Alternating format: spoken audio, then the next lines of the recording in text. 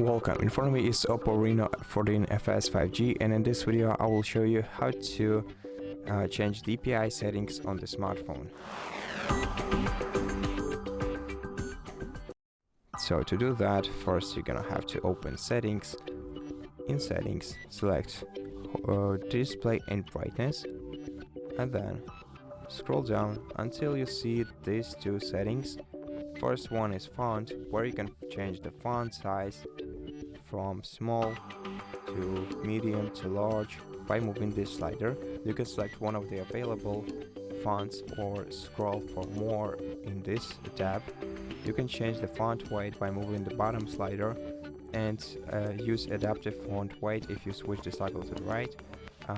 Then click apply to apply new settings, and for display size you just have to go in this menu and then select switch between large, standard and small display sizes. Changes will be applied automatically once you leave this menu. And that's how you change the DPI on your phone. So thank you so much for watching this video. If you liked it, consider subscribing to our channel, leave us a like in the comment below, and I'll see you in the next one.